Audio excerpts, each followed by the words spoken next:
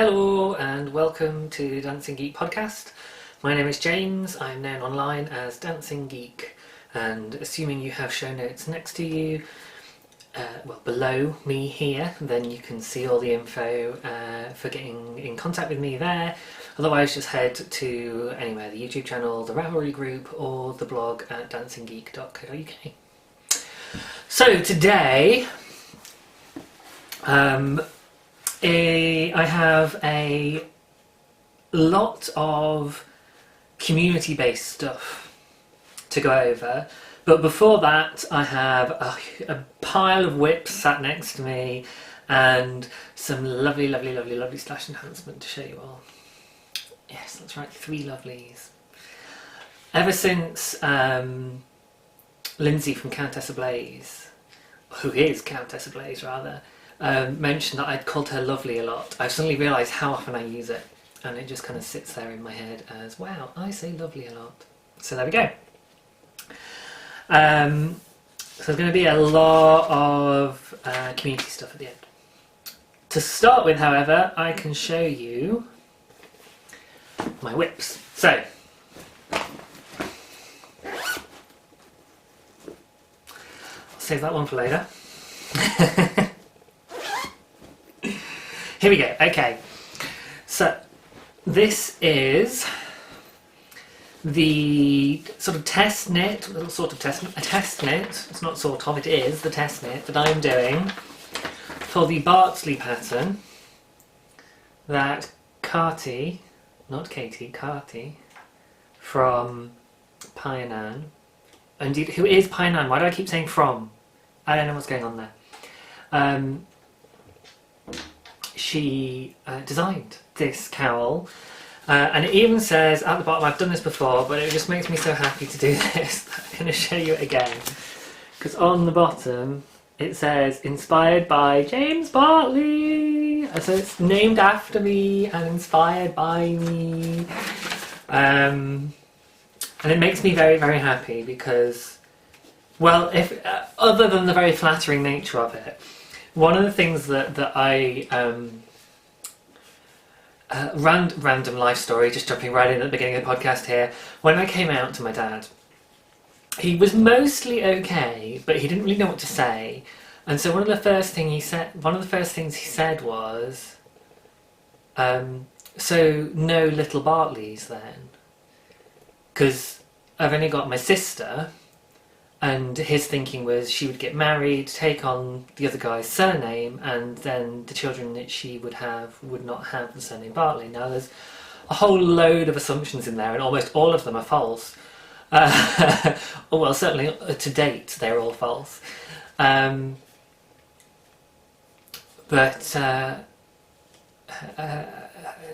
about my sister and about myself, to be fair. But anyway, although the ones about me so far are true. I do not have any children. I do not have anybody carrying on the Bartley name. So, this makes me happy in the sense that it's for Dad to kind of go, there you go, Dad. The Bartley legacy carries on. If in no other way, at least through an awesome cowl. So there we go. And because you don't necessarily... I was about to do that thing where the podcasters go, oh, you don't want to hear about this, you just want to see knitting. I don't believe that. I know you guys love hearing me ramble on because you sit and watch my podcasts, which are mostly me rambling on, so if you didn't like it, you wouldn't be watching. But I do also want to show you this, so I'm just getting it up and ready and tidying it slightly with where the loose ends are and stuff, so here we go. This is what I have so far. Now this actually isn't the most interesting side, so I'll turn it around. Because here you can see some more of the detail of it. Oh my god, it's gorgeous! So you've got cabling across the top and cabling running down there, along with all of this. Now I have tried it on and it does fit very nicely, but I'm not going to try it on in front of the camera until it's finished, because I want to make it look its best before I show it to you all. But I'm really excited. That's coming on really nicely. When I've done the test knit, I will talk a bit more about the pattern and big it up, because I'm really enjoying it. But for now, I'm just going to say I have learnt loads of really cool things with this pattern. It's stuff I'd not tried before, or even sort of knew was possible before. So I'm really enjoying it. It's a dead quick knit. It's only because I'm doing tons of other stuff all at the same time that I haven't just whizzed through this. But every time I sit down and do it, I get a huge chunk of it done. That's sort of in 3 sittings, I think, that I've done that. So this is going to be one that I'm definitely going to be recommending to you guys when it goes live. Okay. Pidippy Sky Blue. Okay, let's go with these ones now. No, let's go with this one. They're all a little bit awkward. Because I've basically got 2 test knits and 2 mystery cals that I'm doing at the moment. So that first test knit I know I can show you because I've talked to Carty about it before.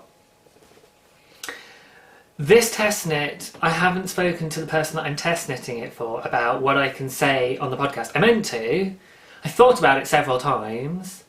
Didn't do it.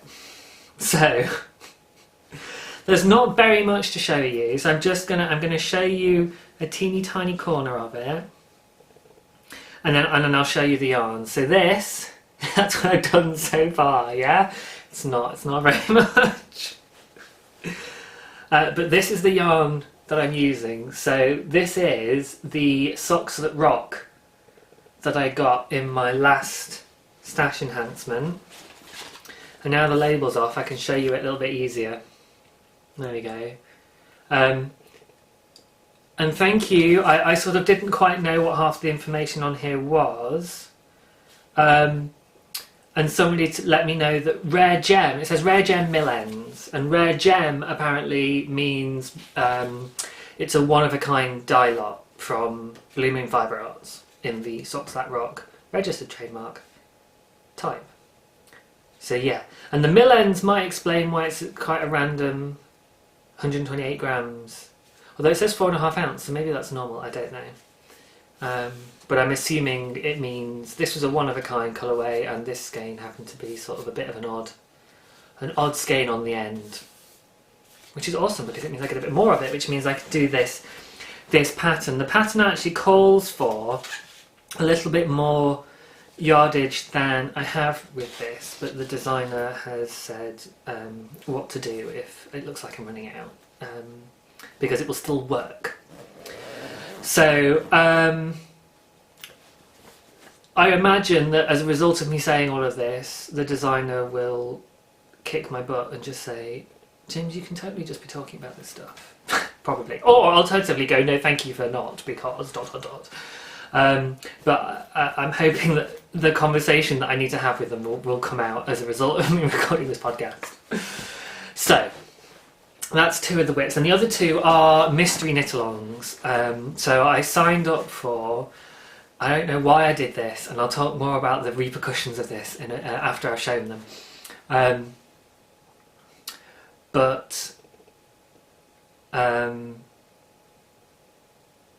Sorry, I just remembered something else I was going to talk about whilst I was doing these. One thing at a time, brain. So the mystery knit-alongs, I joined them on, I think it was Thursday evening. No, it must have been Friday evening, because Stephen West's Clue would come out that day, and then Josh's, sort of a knitter, came out the next day. And I'd watched Josh's podcast, and he was kind of like going, oh yeah, it's really exciting, these 2 mystery knit-alongs, and I just went, oh, all right then. I'm so easily swayed. And decided to do both of them, along with everything else. You can kind of see where this might be going. So yeah, but just before I do that, I want to go back and just, because I made a note to myself that I wanted to make sure that I talked about designs, dyers, yarns, designs, designers, yarns and dyers with all of my projects. So I'd said the first one is the Bartley Cow. It's by Katie Carty Moor. I'm going to say Moor. Carty Moor. I don't know. My German accent has gone. It's coming out Scottish. I only know her name is pronounced Carty because I happened to hear a recording of it. Which is so cool to get to hear her speak, because obviously you guys get to hear me yabber on for hours. So it's lovely when I get to hear other people. And who was it? It was Kay and Dan, celebrating their return to podcasting. Yay! More regularly, because they're saying they're going to do the next one in 2 weeks' time. So they seem to be back on normal scheduling, because Dan has had the all clear. Very exciting. In fact, I'm wearing a Star Wars themed t-shirt. I'll take this right out of the way so you can see. Oh. There we go. Darth Vader playing with the kiddies. In honour of Dan's return to the podcasting world. He's been Instagramming all the podcasts he's been catching up on or watching, and he's been chatting away, and he's just been a lot more active, which is awesome. It's really, really, really. And I did because it went live last night at something like midnight in our time. And it's 2 hours, guys. It's 2 hours. My lengthy podcasts are infectious, apparently. Well, no, that, and they haven't done one for a long time, and there was lots to talk about. But yeah, so I took an Instagram photo of the Bakery Bears logo on my TV screen going, yes, I'm staying up late to watch this, and I didn't go to bed till like 3 in the morning. Because I'd stayed up watching it and then just kind of chilling out afterwards to get ready for sleep, because after I've just watched TV I can't go straight to sleep. So yeah, so then I started sort of live commenting. It's a bit like live tweeting, but I did it all in the comments of my Instagram photo. And basically it kind of went, oh, I'm crying again, oh, I'm crying again, because I was a little bit emotional watching it. Really, really, really, really, really pleased to see Dan back, and I know obviously loads and loads of other people are as well. And obviously it's great to see Kay again, don't get me wrong, Kay. But Kay's absence has been because of Dan's absence as opposed to anything else. So everyone is celebrating that, and hence the special t-shirt for today. Well, I don't know what I was talking about. German stuff, wasn't it? I don't know, how did I get onto this? Tangent. Right, back on. Body pattern. Painan is the designer's name, and the yarn is burnt orange colourway. It's an Aran, but it's just a plain blue face Leicester Aran, and it's by West Yorkshire Spinners, and I really, really like it. It's super, super squishy. I'm in love with this. I think West Yorkshire Spinners is going to become my choice for when I want a commercial dye, for whatever reason I might. There could be reasons, guys. So the second project was my test knit. So I'm not telling you the pattern or the designer until I get everything cleared, and the yarn and the dye I've already told you. So it's Blue Moon Fibre Arts Socks That Rocks. In the... Actually, does it have a colourway? It should have a colourway, shouldn't it? Colourway name. Where have I put my little bit of card?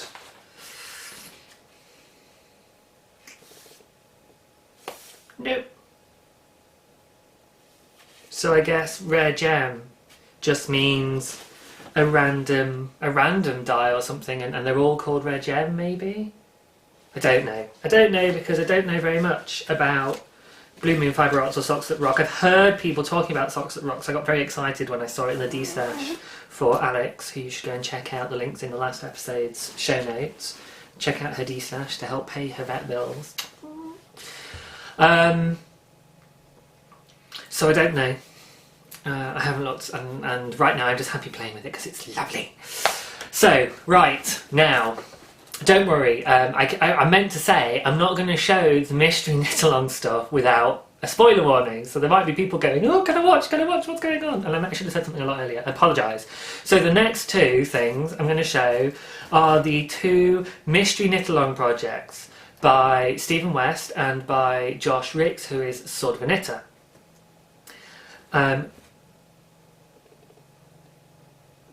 I'll show you the yarns and then I will do a spoiler alert. I'll get out the 2 actual whips and I will subtitle during the spoiler alert. And I'm setting myself up here now, Dave, aren't I? But we'll see. I've made notes already, you see. Plan this. This is not an impromptu one by my co-host. I'll set up a subtitle in the spoiler alert to tell you the time to jump to if you want to skip seeing them. But it's Wednesday now that I'm recording. I usually only get the video up late Wednesday or Thursday, and the next clues are out on Friday and Saturday, so there shouldn't be too much of a spoiling going on, because if you're involved, you've probably already finished most of the clues. But I'm just being super careful, and I'll do this each week, so I don't have to explain it. Next time I'll just be like, spoiler alert, I'm going to show them, and you'll know what's going on. So, just quickly scooch that off to the side, you can't see it. And this is where having all the ball bands in the bottom of my project bag is really handy, because I can't remember off the top of my head. So this, I'll start with the Stephen West one, which I think is called Exploration Station, if I remember rightly. I can say that because that's not a big giveaway. I'm trying to be really careful about what I can and can't say. So, the 4 colours I'm using, the first one I'll show you is this lovely dark brown. Now this is the merino possum yarn from New Zealand that I talked about, and we had all the kind of, oh gosh, I don't know, possum yarn, no. But it is lovely. Lovely and soft knitted up. It's a little bit, likes to stick to itself, so it's a little bit stiffer to knit. It doesn't, you know, when you're pulling a stitch through, it doesn't just slide through easily. You have to pull it a little bit more firmly, so gauge differences can kick in. And because I'm doing lots of different colours, I've had to just be careful of that. But I'm usually pretty good with consistent gauge. For whatever reason, I just am. Something about how I knit and my proprioceptive awareness, perhaps, that means that I'm okay with that. So this one is from Bruffley Farms, or Bruffley Farm rather. Technically it's just imported from New Zealand, and it was sold at the Bruffley Farm stall in Bakewell. I have to remember which of these festivals it was I went to that it's from. But it's got the Bruffley Farm website on the back, so it might be that you can try and get some from there. But I know that actually what I haven't brought was the ladies' details that Monica Haddock textiles.com. Oh, I think that's right. Come on, brain. Again, let's make sure I put that in the show notes. So yes, the brown, and then if you're familiar with the pattern, then I'm doing these in order, but if you're not, then it doesn't really make any difference. So the other one I'm doing, the next colour I'm doing is Moon Wheat, which is by Fraelin's Hand Dyed Fibres. And she is from Baildon in West Yorkshire, and I bought hers at Yarndale. And it's this lovely sort of mix of, and you can kind of, it's like a golden wheat colour, but then with this dampened down light brown, sort of a golden brown and a golden yellow, really. It's a lovely, lovely combination, and it's knitting up really nicely. And again, you can see that in a second. Then the next one is the Cash Soft from, oh, what was it? Someone told me what RYC stood for. They said, you know, it's probably Rowan Yarns. There we go. Rowan Yarn Company or something. As opposed to Romanian Yarn Company. Because I was like, it says it's made in Romania. And they were like, probably Rowan, James. Which is merino, microfiber and cashmere. But it is really, really lovely and soft. It's really, really lovely and soft knit up. And then number 4, I had to have some orange in there, didn't I? Were you worried? Were you worried I'd gone off orange? This is the orange tweed that I got from oh, I thought I'd lost the ball band there, Coastal Colours in Bakewell, which is 85% superwash BFL and then Donegal Neps. And just hold it up a little closer there so you can see the neps in there. And again, knitting up really, really nicely. So I'm really happy with all 4 of the yarns, and they're working really well in the pattern. What was really good actually when I was choosing the colours and stuff was in the sort of the promo bit that you get before the pattern's technically released.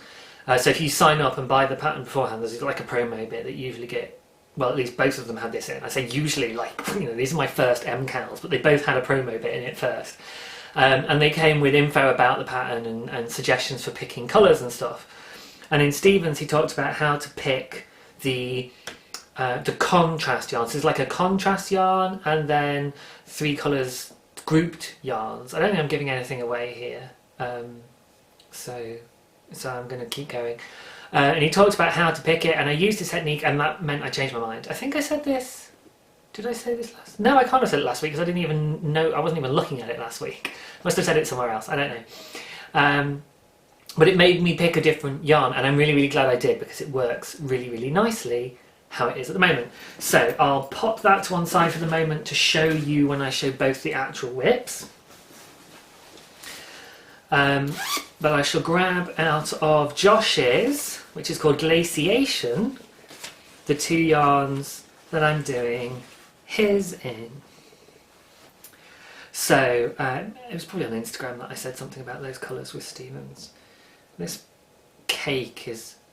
Do you ever have that thing where the cake starts to bulge from one side? I've just flattened it down, but it was really kind of bulging out. I've just kind of squished it back in, but I don't know what causes that. I sometimes think I'm a bit too tight or too loose when I wind my cakes.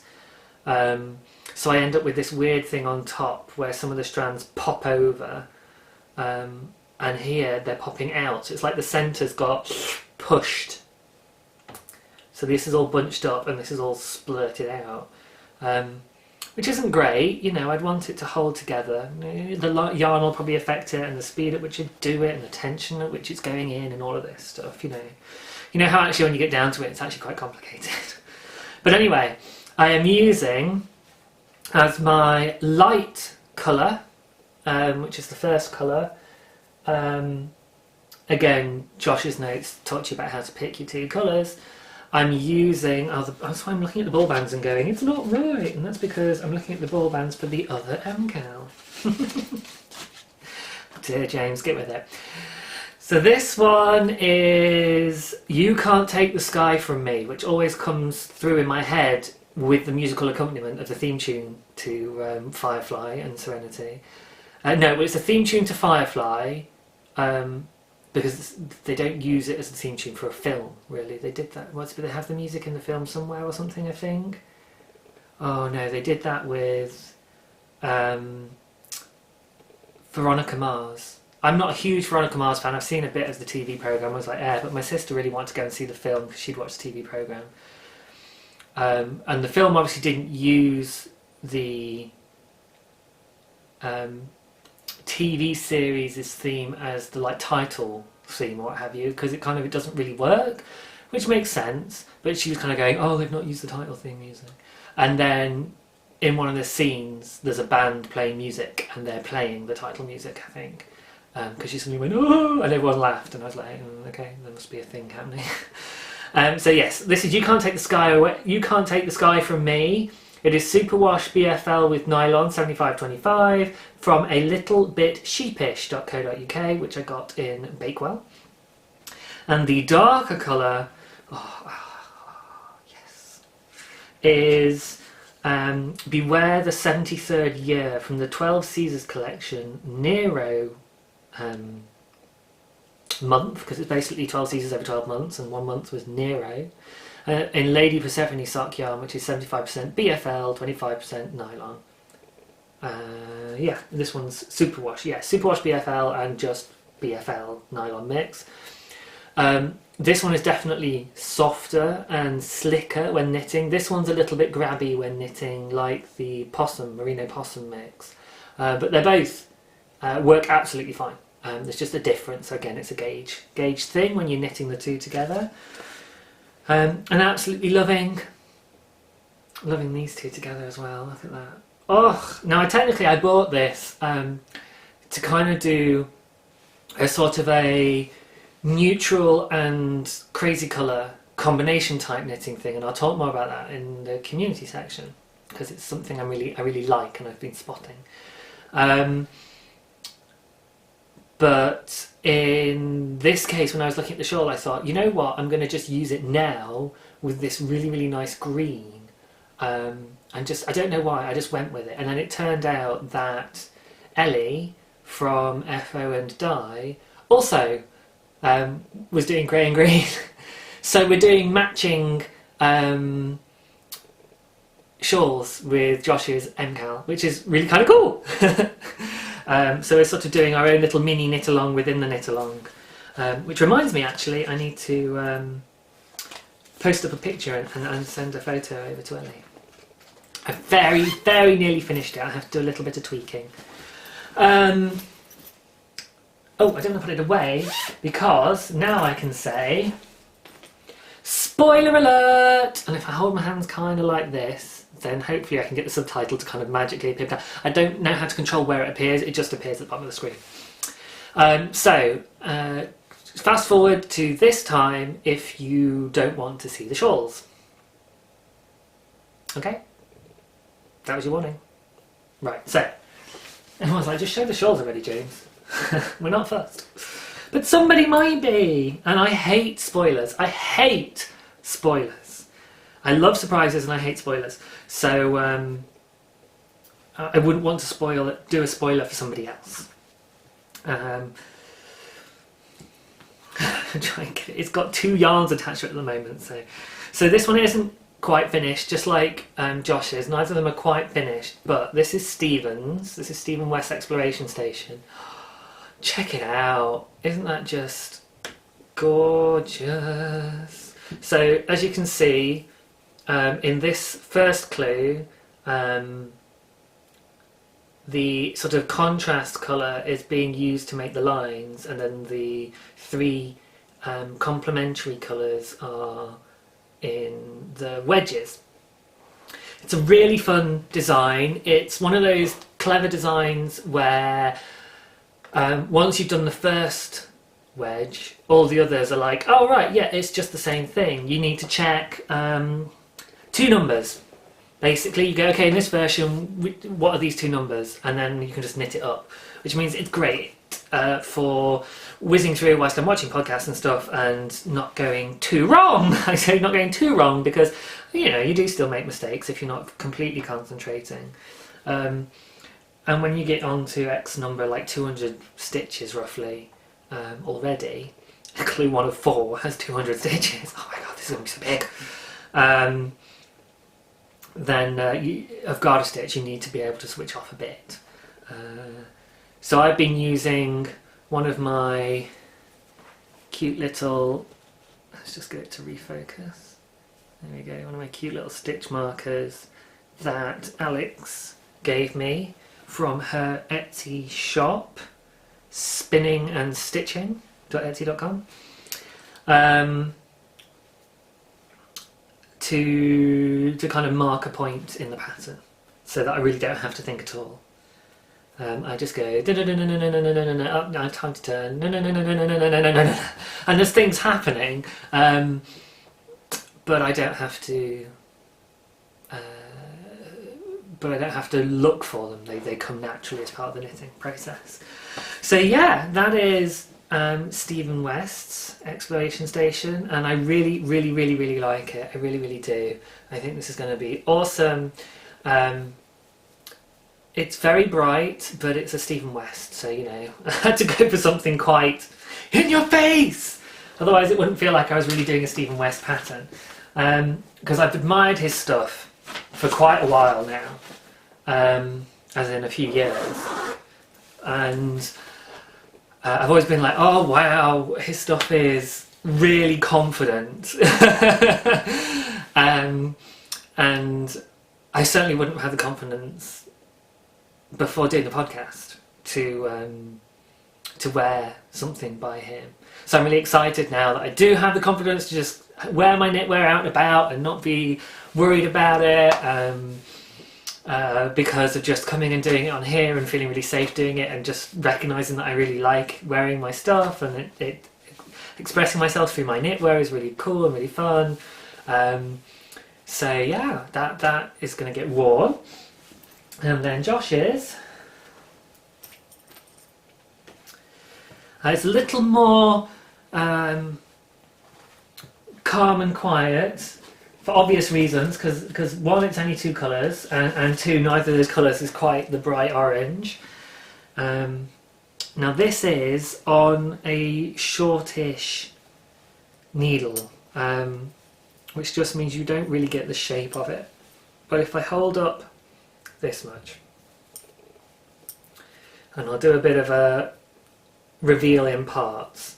So that's the centre, and it's got this really cool band of eyeletted, the eyeletted green there. If I kind of move it or hold it up against the wall, you can really see the eyelets popping out. And then this really interesting shape coming off it. However, it is tri-lobal, this design. So there's another one over here, and you can see the the gable getting sucked up in other places as I do this. And there's another one over here. So it's quite tricky to try and show all of it, and people have had to put it on waste yarn to photograph it and stuff, or have been using particularly big needle lengths to show it, and I can't be bothered to do either of those things. But if I bring it right up to the edge of the needles, then there we go, that's actually not too bad. So I'm holding on for dear life here on the end, but that's what it looks like so far at the moment. Or that, I don't know. A lot of people are kind of holding it like this, and that seems like an obvious shape that it's forming, but I'm also kind of inclined to go, well, I wonder if it's going to work more like that. And we don't know. We don't know what's going to happen next. It's very exciting. But yeah, so that's Josh's pattern. There was a little bit of a mix-up with the maths in Josh's first clue. So anyone that's been involved on the chatter thread will have seen me kind of going, no, the math is wrong again.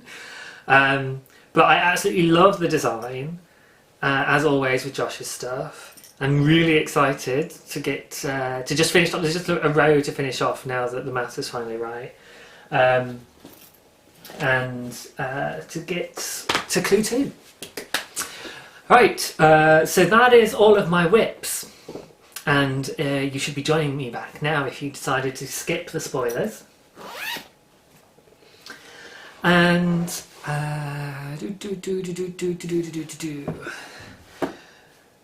yes, so the other thing I was going to talk about in my whips and foes section, because there are no foes, was the consequences of me signing up for 3 shawls on top of everything else.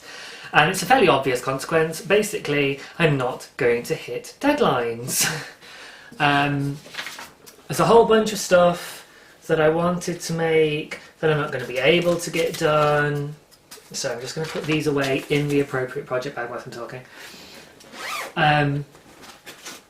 So I started to get very stressed about this, which is partly why I was a little bit grumpy on the forums.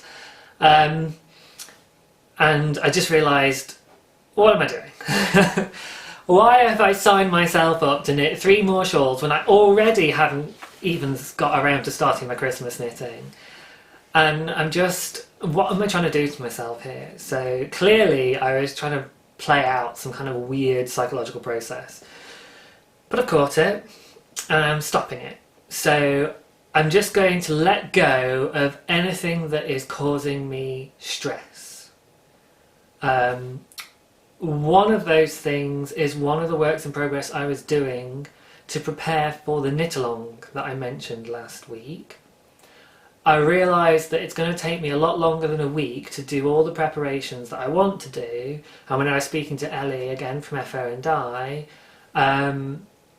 she was suggesting some stuff that she thought I should do as well, and it was like, right, okay, and I just kind of was like, you know what, I'm not going to get it done for this week. and I'd really wanted to start at the beginning of November if I was going to do it, so that it wasn't too close to Christmas.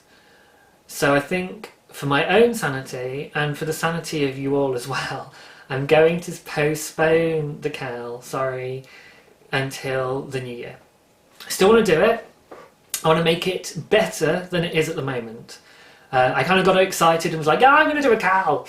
And then the actual reality of what that involves caught up with me. However, well, no, I'll leave it at that for now. But yeah, so I'll show you here is my little hat work in progress, in my lovely bag from Lucy, and it's on pause. Now it's on pause until probably I've finished all of my Christmas knitting, which might be December the 24th or even the 23rd. Hopefully not the 26th. Although there's some people we might not see till the 26th, so you know. But yeah, so that's gone to one side. I had this big long list of stuff from my queue, and all these deadlines and stuff, and a lot of that has gone. And it sucks because it was the CAL I wanted to do with you guys. It's my CAL that I got all excited about and I was teasing you about. I'll talk more about it in a second. Well, I wanted to put it in my podcast news bit, but we'll just do it now. It's the only thing in the podcast news bit. Because I wanted to kind of, as an apology, I wanted to stop teasing you guys, basically. So the pattern that I want to do is my hat pattern.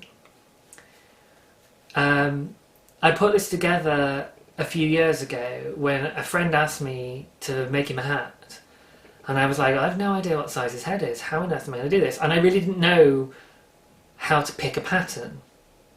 So I just like, well, if I make a ribbed hat, then it'll be really, really stretchy and it'll fit him no matter what size it is. But I made a couple of hats by that point, and there was a couple of things I didn't like, or that I wanted to make sure I had in my hat design. So I made sure that the ribbing decreases looked really nice to my eye, and that it didn't have a hole in the top, because often if you knit from the brim up to the top of a hat, it's then sew the yarn through the last few stitches and pull tight. And I was like, I don't really like that as a finish. It's too easy for the stitches to start to come undone and what have you. And since then I kind of got over that. But I designed this little hat, but it's not a particularly well written pattern. It works. I had at least 2 people knit it up, because one of them gave me some feedback to fix a little bit I missed. And somebody else had posted this lovely story about who she'd knit her hats for and stuff, and that was really, really nice. But I thought it hasn't really seen much light of day on Ravelry since, which is fine. There's thousands and thousands of patterns, but I would really like to give it a go. So I'm putting that out there with the proviso that my intention is to rewrite the pattern. I was knitting it up again because I wanted to take some more photos, some better photos. Because I don't have the pattern. The 2 hats I've made from this pattern I don't have, because I use it as a gift pattern. So I took maybe some quick project photos, and even then I didn't for one of them, because I knitted it on a train on my way down to the friend and then gave it to him. And so I was like, I want to knit one up. I also want to try it in different sized yarns to make it available. It's in DK at the moment, so I was thinking 4-ply and Aran, something like that. So yeah, so if anybody is super keen about jumping in and doing test knits in other size yarns before we do the sort of launch the CAL with prizes, then please feel free. If you go to my Ravelry page, there's a link to my pattern page. It's DancingGeek Designs, and there's only one pattern up there at the moment. I do kind of have these ideas about launching more patterns and stuff, but they are very much just ideas at the moment. I'm really enjoying just knitting and learning. But I am making notes as I go through, and I go, oh, this would be really cool, and I make a note in the back of my little knitting journal, podcast journal. So they may come to fruition, and if they do, then obviously I'll talk about them on here. But at the moment, that's still very much a someday maybe kind of scenario. So yeah, that's it. And the other thing I would like to do is, I figure if I'm going to postpone that till the new year, hopefully by then I'll have finished the test knit on the Bartley cowl, and we'll be able to set up some kind of knit along with that as well. So maybe it's like a hat and a cowl in January. That seems like a reasonable idea for a knit along. They're both fairly quick knits, and you won't have any Christmas knitting. So you can just knit yourself up a really lovely warm cowl and hat. So that's kind of my idea at the moment. I haven't talked to Kati about doing some kind of connection with her over the cowl knit along. So who knows? I kind of just made this up this morning, and then thought, oh, I should talk to Kati as well, shouldn't I? So Kati, if you're watching this, get in touch. Because I can't possibly just get in touch with designers. I'm just going to podcast about it and make them get in touch with me. No, that's awful. I need to get in touch with the two designers now. So yes, that's my cowl news. It's a little bit sad, but it's the right thing for me to do, and it's the right thing for the cowl. I just feel a bit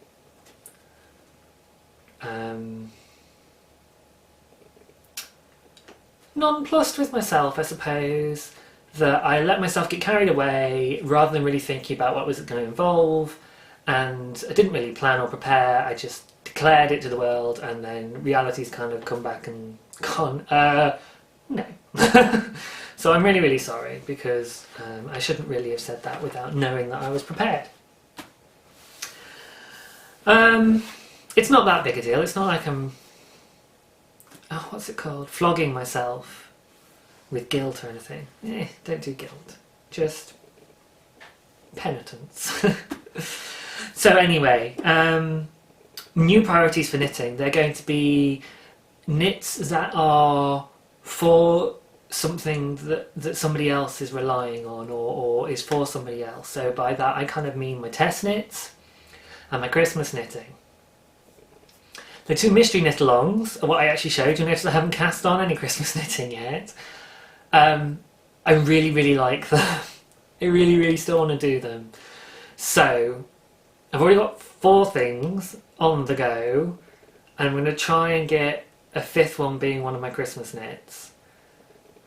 And we'll see what happens. We'll see what happens. I do have about 7 weeks till Christmas. So even if it takes me a week to do each little Christmas knit, that's probably going to be enough. I don't think I'm doing that huge a number of anything. I think I may be doing maybe 7, yeah. So I can kind of think about it as a week per project, and I should be okay. So we'll see. Next podcast I need to be showing you, I finished, oh my gosh, that suddenly makes it a little bit scary again. Oh, but I really want to do these mystery shawls. Am I still not being sensible? We'll see. Well, the cowl will be finished pretty quickly, so that's down to 3 projects.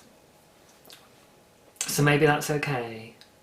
Maybe if it's the 3 shawls, or the 3 shawls are all going to be over about a month, and then push each week to get 1 Christmas knit done.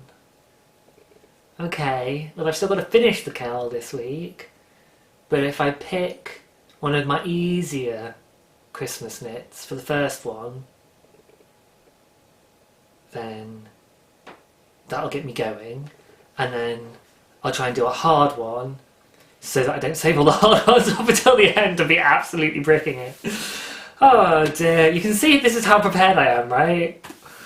I haven't even rewritten my show notes today because I've got lots written in my book, and I was like, I'm not rewriting it all out, I'm just going to go with it and jump around on the page. So that is everything for my whips, foes and podcast news. So the next thing is my stash enhancements. So, just in the order I've written them in, first of all, I'm going to have to lean a little bit here, excuse me. As a reminder from last week, the wonderful Corey, who is I Rock Knits, sent me this gorgeous bag with, I did this last time as well, get it upside down. I don't know why I think it's going to be that way around, but it's not, it's this way around. With Paws Off My Knitting, which I really, really like. Is that showing that? Yes, there we go, Paws Off My Knitting. And perfectly timed, Stitch. Say hi, Stitch, because I know they like to see you. Hello. It's also an excuse for me to give him a snuggle, isn't it?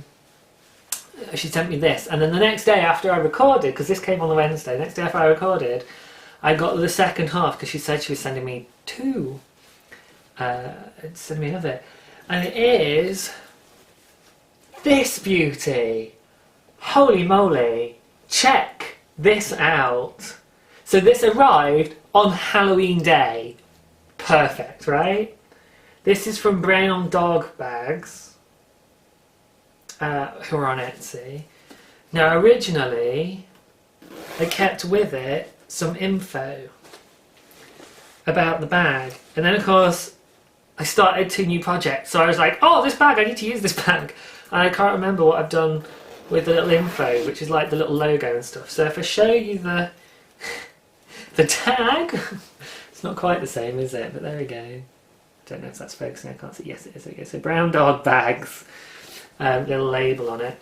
But let me show you this. So it's got a, I now know this is called a lobster claw clasp on the zipper pole with spider webs, which is awesome. It's got this gorgeous, gorgeous fabric. And then the inside, being careful not to show the MCAL, is that same spiderweb fabric. And it's brilliant.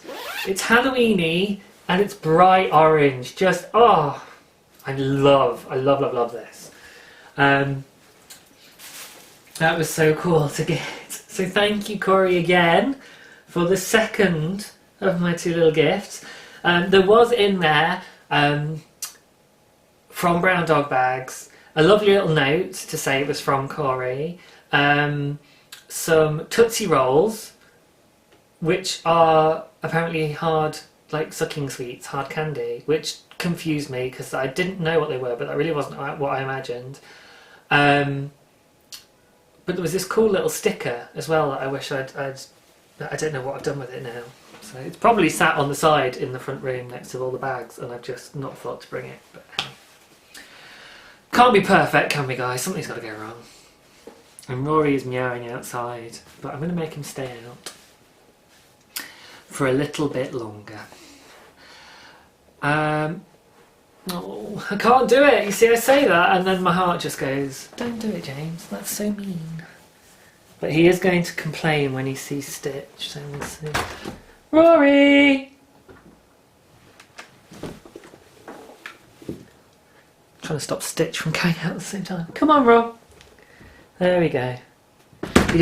He'd given up and wandered off. But I thought, well, if I've opened the door, I'll get him in because he clearly wants it. And Stitch has already tried to escape twice. Once successfully through a window into the garden. I can't remember if I told you this. I think I just told my other half. I heard this hissing noise outside and I was like, that sounds like Rory. So I went and had a quick look in the garden and he was stood there in the garden facing the house with Stitch pinned up against the wall. There we go. So it was great because it meant Stitch didn't get very far because Rory was like, what are you doing in my garden? So yes, we've learnt that Stitch has worked out how to climb up and out the windows. So we're back to keeping all the windows carefully closed again. We did used to do that when Rory was a kitten and we obviously got lax with the second kitten. So there we go. That's not happening again. That was scary. Right, so the wonderful, wonderful bags from Corey. Thank you very much, Corey. So number 2 is, this arrived this morning. I love it when stuff arrives on Wednesday because then I get all excited and I get to show you it. It's like, yay, it's shiny and new to me. So this is from Sarah, who is Love Sock Wool. Now, her name is spelled S-A-R-A, but I'm assuming it's Sarah because I have friends in the UK who spell their name S-A-R-A, but some pronounce it Sarah and some pronounce it Sarah. However, I noticed when the Americans were talking about the sock architecture book by, I would say, Lara Neal, they were all saying what sounded like Laura Neal. That was an American accent, and I was trying to see if I could demonstrate the difference between the two in an American accent, and I couldn't. It sounded really bad. Lara. I don't know. So I'm thinking maybe her name is Sarah. But then Sarah's Sarah as well? I'm not entirely sure. So apologies. But Love Sock Wool, I can say. And she sent me a sock bag! Boom! In your face! Gorgeous! I'm surrounded by gorgeous bright orange project bags this morning. Isn't that amazing? To go with all of my other lovely project bags that you guys have sent me. I'm gonna cry again. I just absolutely adore this. So check this one out. It's got this really cool sort of bottle cap zipper pull, again on a little lobster clasp, which she has somehow put in it behind this cover a bit of the fabric, and then on the back you can see her tag, Love Sock Wool. And I really like that. I really like the more discreet tags on project bags, aesthetically speaking. Some tags are okay, some tags work really nicely, and the Brown Dog Bags one is a good example of that. Although it's just on the side, it doesn't really stand out. I don't see it unless I look for it, kind of thing.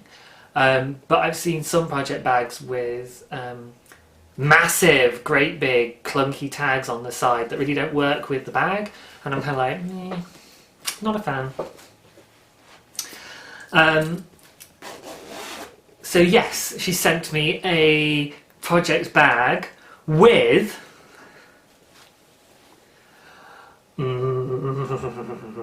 some Malabrigo worsted. Now the colourway is Pearl 10, which is number 69. Saying nothing. Check that out. Now that to me looks like quite a dark purple with maybe some actual dark grey or black in it. And I know somebody who loves purple. And I already have quite a bit of purple yarn set aside for Christmas knitting, but I'm thinking this one might be a pay it forward to a particular person that loves purple. But oh my gosh, it's so lovely. I am very tempted just to keep it. Does that make me a bad person? Like, orange and purple. Like, to use this as like a dark colour contrast and then have the orange in. Or like a multicoloured, like a rainbow in with it. Or one of my more foresty colours in with it. Like a variegated bright greens or something with that. Bright green and purple. I know that looks quite Halloween-y, isn't it? I've seen quite a bit of bright green and purples in Halloween sock yarns and stuff. So I haven't really decided. But thank you so much. That is really, really pretty, and it is so soft. And yes, you have to touch it, squeeze it, stroke it, hold it to your face, and smell it, Matt.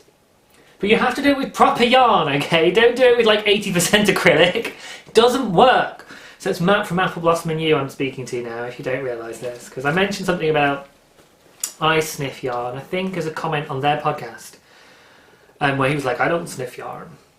And then I watched the latest one, and And he mentioned he started sniffing the yarn and goes, so I'm sniffing the yarn. And it was like, and then Sarah was like, yeah, but it's 80% acrylic. This particular yarn he was sniffing. You know, they've been bargain hunting and found these amazing bargains with this gorgeous orange mug. And you could just tell Sarah was just like, not that yarn. I mean, you'd probably still sniff it anyway. I would, because it's like habit. It's like I have to get. It's how I sense it. But to get into to realise why you'd want to sniff yarn, you want to get a proper posh skein of something, yeah, like a hand-dyed or a really fancy yarn, and then sniff it. Get the woolliness, or get a really strong wool, like one that's like called a particular breed of sheep. And then sniff that and get the woolly smell. So the less commercial ones, again, will be better for that and stuff. But, no, it's all part of it. It's all part of it. So this is, I just cut this out as well because I hadn't seen something else, but I thought that was quite fun. So that was on the bag, so I'll show you that. But then I was going to open up the bag on the podcast because it was wrapped in plastic with this on the outside. And I thought, oh no, I'm not going to do that. It's faffy, and the plastic rustling noise is actually annoying when you hear it on people's podcasts. I'm like, I'm getting ready, I'll prepare everything, I'll get everything out of plastic bags. So I did, and then I opened the bag up to look inside and was like, oh! So I wanted to share that little moment with you, Sarah, because I really did have a little oh moment, and I was like, oh, I've not filmed that for you, because I opened up and inside was 2 little sachets of hot chocolate. Ooh. So it's called I'm gonna guess Girardelli as opposed to Ghirardelli. I think that's probably Girardelli because deli makes me think Italy.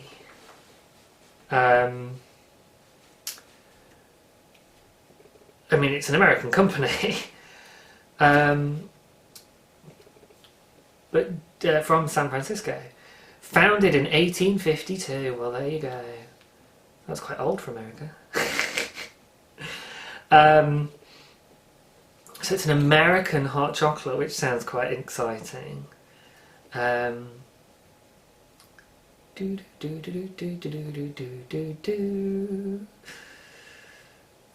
Sorry, I'm just reading now really, and I should just get on with talking about stuff, but I'm very I think it's even tied together with a little bit of the Malabrigo worsted, which is really cool. And this actually has a little sticker on it with her information, so I can actually show you it, as well as saying that her Etsy shop is Love Sock Wool. Now what's interesting for you Etsy people, because I've noticed this with FO and Dye, and I've noticed it with other people, is when you go to an Etsy shop and copy the URL, Etsy always forwards you to etsy.com/shop/yourname. However, almost always, I haven't done like a really thorough check, but almost always, if you just used shopname.etsy.com, it works. And that's a slightly nicer looking URL.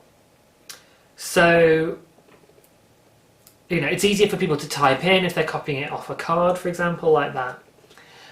So I believe lovesockwool.etsy.com will work for you, as would foanddye.etsy.com and whatever your shop name is, .etsy.com. So it's worth just having a look. She's also Love Sock Wool on Ravelry, Instagram and Twitter, and I believe I follow her on all those places. And if I don't, then I apologise, Sarah. Feel free to kick me on any of those ones and I will follow you. But yes, so I checked her shop. There's only 1 bag left in her shop at the moment, but if you go and favourite it, then the next update you can see. But it is a gorgeous blue bag. Oh, what's on it? I think it was monkeys. There's little monkeys on it, or is that just because I've just seen a little monkey on here?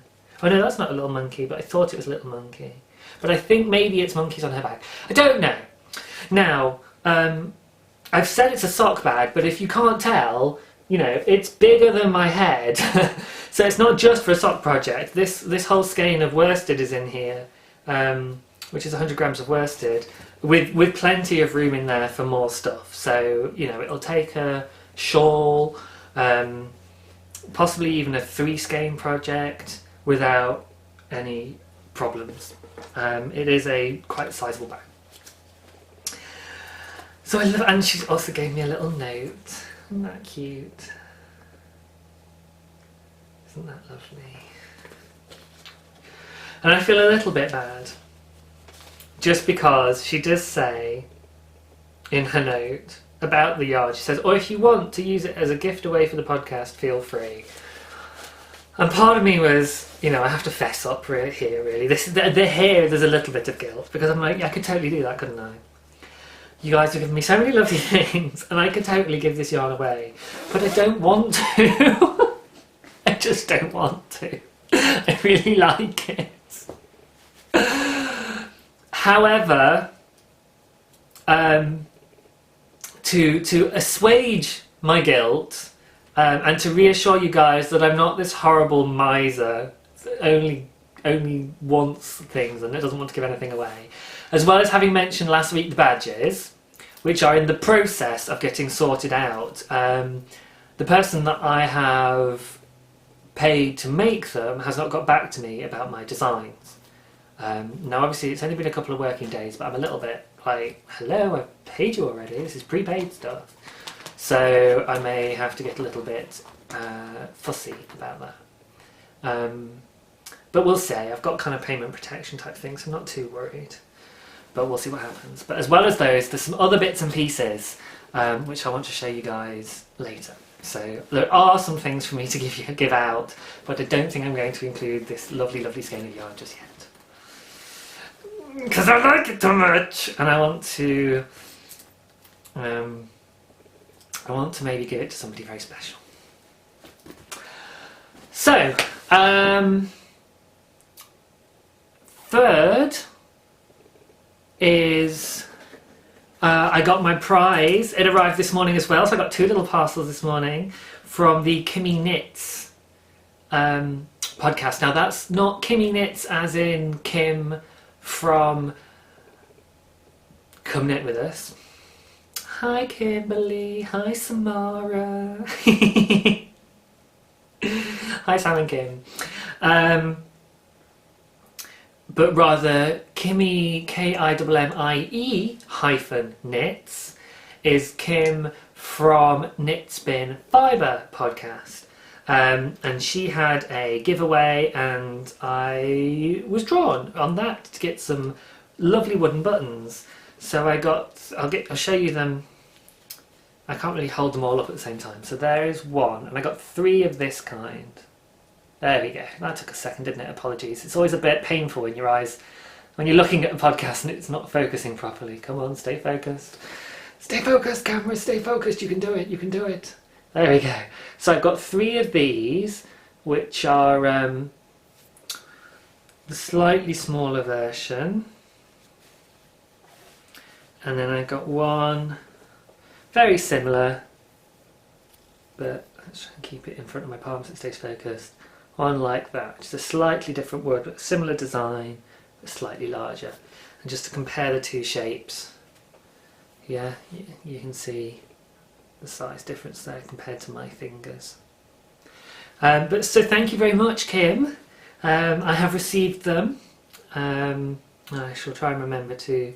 Well, I haven't Instagrammed or anything, so I'll probably Instagram, but I'm not sure if Kim's on Instagram, so I'll have to remember to send you a Ravelry message as well, just to let you know I got them. And now I need an idea to use these buttons, and I've already got a little pot of quite small buttons that my friend gave me as a Christmas present, so that I did come up with an idea to use some of them on, and then that project's got pushed further and further and further and further away, because it's the second of the 2 summer jumpers, the short sleeve vintage jumpers that I want to make. So button ideas. I know you can do things like button cowls and what have you. And I don't know, I haven't found any of those yet that's really grabbed me, but now I've got some buttons to use, maybe I need to go and look for some more button patterns. So if you have a buttoned pattern suggestion for me, please let me know in the comments. so that's another little package that arrived this morning. And then, sort of finally, the last one I've actually received is from G Maggie. Thank you very much. She sent me a Ravelry message. Well, I got a Ravelry message. I think it was today, this afternoon, in fact, just as I was getting ready to record, to say that she bought me a pattern. Not only she bought me a pattern, she bought me a pattern collection. So thank you very much. So G Maggie is, her name is Randy. She's from America. And she bought me the pattern book that I had queued up the Plantago from, which is the Rhinebeck sweater that Darren from Knitting in Circles made, and he sort of made 1.5 of. I don't think Amy and Darren watch me, but he totally enabled me as far as that jumper was concerned. I'm like, that looks awesome, I love it, it's really chunky, and it was in this collection of patterns with knits for men, and it's so rare that you find those with actually interesting, rather than just, like, there's quite a few old school ones, but these were much more modern looking knits, and something really, really interesting. And it has a sewn-in zip, so I have that kind of queued as I do want to learn how to sew a zip into a knitted project, so I will queue that up one day to make that. It will probably be something I make next autumn for the next year's winter or something, because I have so many other things that I want to make, and I'm not going to be able to make it in time for using this winter. But I have my other jumper still, so that's fine. And it was nice and warm in here earlier today, so I didn't bother putting on a jumper today, and it's got chilly now, so I'm just going to have to fight on through it. But the daylight's still with me for a little time yet, but not for forever, so I need to... Sorry, I've got hair suddenly falling down from my fringe and into my eye. But not too much, so let's get a wriggle on. So yes, again, big thank you to Randy, who is G Maggie on Ravelry, for buying me that whole pattern book. I'm very excited. There's a couple of patterns in there I'd queued up straight away because I really like them. There's a bunch more that I really like and will look forward to making down the line in time to come. That is Stitch playing with one of the blind things. So I'm here, so it's fine. If he suddenly sets the blind off, I'll make sure he's not hurt, but you can play with it for the moment. Okay, so that is all my stash stuff. Thank you very much, everybody, because today was lots and lots of presents and giveaways. And you guys know how much I love receiving stuff and rubbing my knees out of sort of slightly childish glee. But I really do. It's so lovely to receive that generosity. It really does touch me right in my heart every single time. Yeah, and thank you very much. So, everything else now is all about community stuff. So however long this section has been, the rest of this is all going to be about you guys. I wanted to get back to talking to people through my podcast a bit more. I felt like I hadn't done it very much the last couple, and it was starting to turn into I'd lost my mojo a little bit as a result. Not massively, but it just wasn't feeling right for some reason. I realised I wasn't talking to people directly. One of the things I said when I first set this up was because I'd seen other people's podcasts and I wanted to be able to talk back to people. So I've got a whole bunch of shout outs and people to talk to and what have you that I want to go through. Hopefully this is relevant for everybody, or interesting for everybody. It's not like I'm suddenly just going to switch into a conversation I'm having with somebody and record it and post it up for everyone else to watch. That's not what I mean. But just to kind of pick up on things that have been happening in the community. So the first one is a thank you specifically to one person. So that's Dan Alcantara or Alcantara. I'm sorry, again with internet, you never know how someone's name is pronounced unless you hear it spoken by them. So I saw my face on his blog, on his Instagram feed, and was like, why are you posting a photo? In fact, no, what I actually saw, which is why I got really confused, was I saw a repost. You know how you can see the regrams? Sometimes you see a picture and it's got like a little regram banner on it because someone's used an app to repost someone else's photo. And it was one of my photos that they'd reposted, but it said _ the Dan Alcantara on it. And I was like, that's my photo. I was like, well, Dan must have posted it then. So I went to look at Dan's feed. I was following both of them already. And he'd given me a lovely shout out.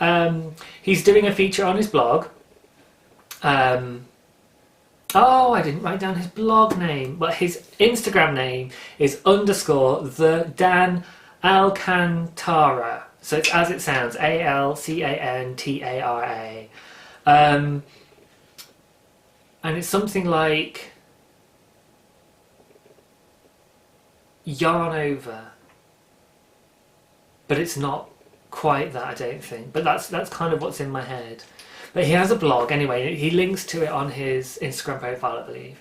And he said he's going to start doing every Friday a shout out for a member of the community, which is awesome because community is a really, really, really big part of why I podcast, what I get out of podcasting, and what I think is so, so, so special about people that come together on Ravelry and in the knitting community and all the different places that it happens, is this just knitting and community just really work well together.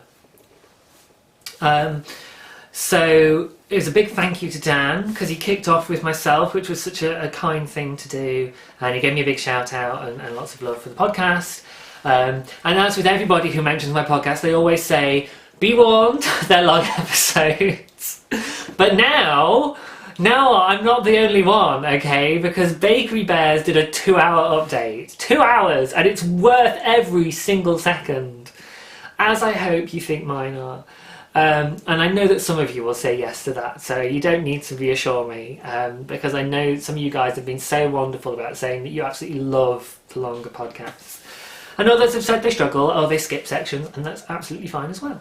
In fact, I would rather you skip bits or watch a bit and then just go, okay, that's as much as I can watch this week and what have you, because some people I think are still on episode 2 or 3, trying to watch all of them and catch up. And I don't mind. It's totally up to you, obviously, how you watch these podcasts. But it does feel a little weird because I feel like they're developing quite quickly in my mind, and I'm changing over time. And it's like, well, you know, episodes 2 and 3 feel quite like old episodes where I was still working things out. But hey ho. When I get to like 150 episodes, then you people won't bother doing that. But for the moment, people seem to start at episode 1, which is cool. I always watched the latest episode and then went back. And to be fair, some of Dan and Kay's earlier ones were like an hour and a half. So I don't know what you're talking about, Dan. Don't know what you're talking about. I've only gone over 3 hours once. So yes, Dan also mentioned that, which made me laugh. So another thing, this is some feedback, thank you guys, from Terry, who is T. Schmidt, and Sarah, who is S.E. Hepworth. Sarah mentioned it in the episode 8 thread, and Terry mentioned it in the YouTube comments on episode 8, because in episode 8 I talked about the fact that I launched the podcast on iTunes. I've now set it all up so that the files are available to download. You can either go through iTunes or through my blog, which is dancinggeek.co.uk. But the blog's really just there to host the RSS feed for iTunes. It also has the show notes. I put it up there every time. I do everything for the blog, and it is commentable. So if you prefer subscribing to blogs and doing podcasts through blogs, then you can subscribe to the blog that way, put it in your blog feed reader, blog. Can I say that word any more times? And and then comment and stuff there if you prefer. For a sense of community and conversation, I will always point to the Ravelry group, and I always go to the Ravelry group for a podcast if I want to be a bit more conversational and talking to people about it. I tend to use YouTube to watch people's videos and leave quick comments to just the podcaster there, sometimes several, because I'll make a quick comment, post it, and then make another one, post it, make another one, post it. But if you want to do that through the blog, that's absolutely fine. But I would always I think the Ravelry is already set up as a social media site, so it makes more sense for community stuff to go there. And at the moment it doesn't seem to be getting much interest, and that's absolutely fine because it's there to support iTunes. I haven't looked at anything iTunes-wise to see if it's even getting used or not, but I know people have said they have appreciated it being available to download. So at least that is being used and it is worth it. However, a quick sort of plug for iTunes and downloadable podcasting. Part of the reason I did that was because Sina from Little Yellow Uke Crafts, who I met at Bakewell at the meetup, hi Sina, said that she watched a lot of podcasts on time and a half. And because she used an app to download them, she subscribed and did it that way. And I was like, oh my gosh, I never even thought of that. And she said that you can do that, obviously, if you've downloaded the file and use an app or what have you, or a player that goes at 1.5 speeds. And so I was like, oh, I really, really, really want to make that available because I do really long podcasts. And so if that helps people, then that would be great. And I've just realised I had just a little thought pop through my head, which is somebody feeding back, slow down, James, when you're talking.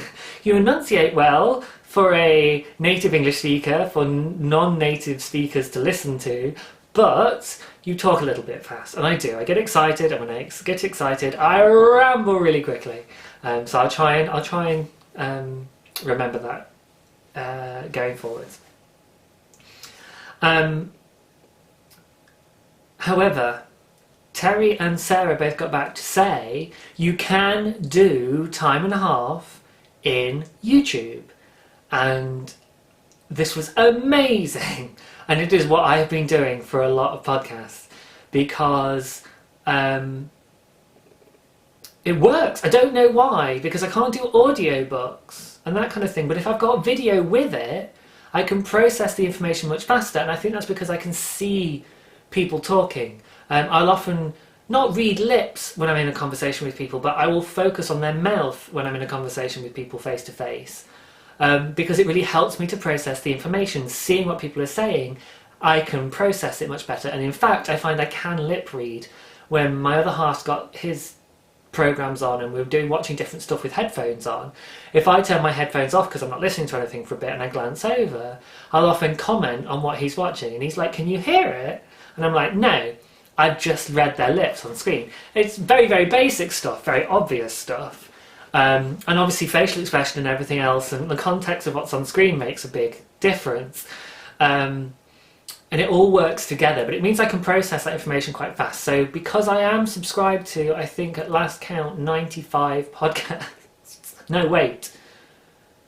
I'm on group 11 now, so that's 105 podcasts. Yeah. I need to be able to get through them quite quickly. And I have been playing massive catch up, but I realised I fell behind, so there's a couple of weeks worth of podcasts that I've missed. And in fact, I forgot to say earlier, Enid Shaw left a comment on one of my on my last podcast, a recent comment saying, oh yes, I'm catching up on podcasts, and you've won something else on another podcast. And I'm like, no, I thought I'd caught up with everything, and I've not seen anything about having won something else. So if anybody wants to be generous and signpost me, however discreetly you wish, to watch a particular podcast or a particular episode, I would appreciate it, because I've been trying like heck to watch all the podcasts, and particularly podcasts when I enter for stuff, because I think it's only fair. If you enter for something, you should be watching the podcast. So I do try and make notes of people's podcasts that get priority watching. But I thought I'd got it all covered. I thought I'd done that. So it's possible I've entered for something and then forgotten to write it down. In which case, it's maybe somewhere in this pile of podcasts. And I'm still watching them because I'm still watching all of my subscriptions. But I've missed it. Or maybe it's somebody like Student Knits, who I forgot was not on YouTube, and so when we were in conversation about something and she called me out on not knowing something, she's like, "Yeah, I'm new to the Sahara. How do you not know this?